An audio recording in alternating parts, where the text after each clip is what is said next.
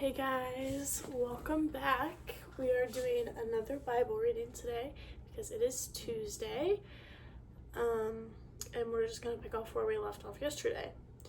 We are starting Exodus chapter 4, verses 1 through 17, and this is called Moses' Miraculous Power.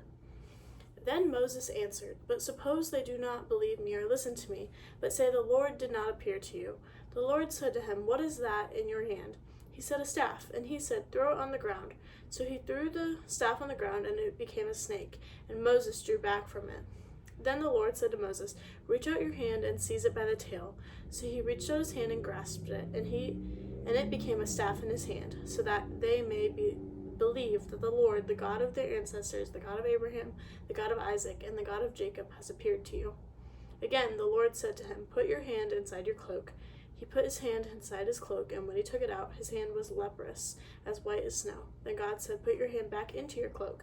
So he put his hand back into his cloak, and when he took it out, it was restored like the rest of his body. If they will not believe you or heed the first sign, they may believe the second sign. If they will not believe these even two signs or heed you, you shall take some water from the Nile and pour it on the dry ground, and the water that you shall take from the Nile will become blood on the dry ground.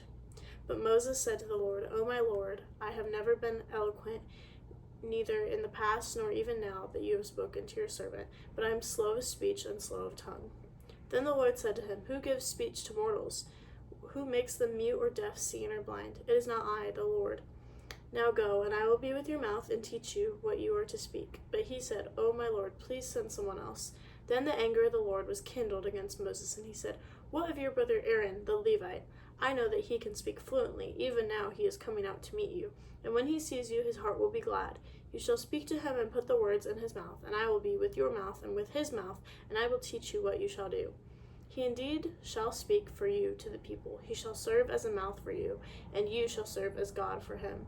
Take in your hand this staff in which you shall perform the signs." Okay, so we learn that God is telling Moses, you have to do this. You have to help these people, and it's only you that will do it. So basically, God is going to control Moses in a way where he's making this staff turn into a snake, and that's the first sign.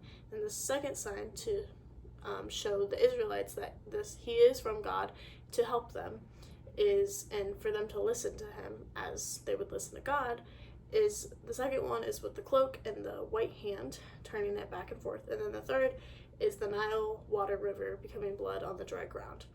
So all these three signs will show the the Israelite people that Moses is a person from God that God sent to help them, and that God is with Moses to help the Israelites escape from the Egyptians' force. So we have those three signs that Moses will show the people to convince him that God is with him. And then even after that, Moses is like, "I really don't want to. I'm not that good at speaking." But God says, "No, I will be with you. I will put the words into your mouth to speak to them." And God is going to control Moses in that way so he can speak the words correctly to the Israelite people, so they believe that Moses is a person that God sent to them to help them. And the first encounter God is going to do this with him is with his brother and Moses. Moses and his brother are going to have a conversation, it says, and God says he will control both of those mouths and help you both speak well to each other, so then you become a team, and then you two will go help the Israelites in their land escape from the Egyptians and retake their land, is basically what we learn. So, with all that being said, taking from this passage, believe in God and listen to what he says, do your best to achieve those things, and if you are struggling to do the things that he said to you, say, "I need help, God," and then he should help you, just like he's helping Moses in this. When God really needs something done and you to do something, he will give you the ability to do those things if you ask and ask for help from him, and try your best ability to do so. He will help you along the way, even if you think you can't do it.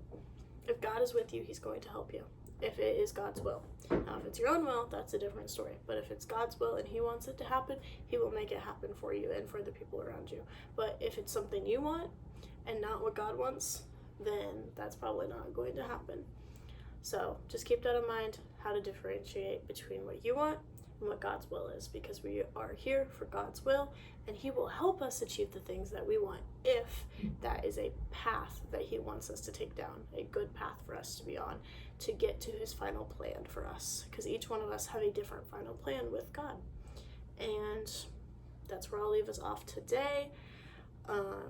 We'll see what happens with Moses and his brother and God and all that in the next section with the Israelites, and I will see you guys tomorrow for that. I hope you have a great rest of your day. I'll see you tomorrow.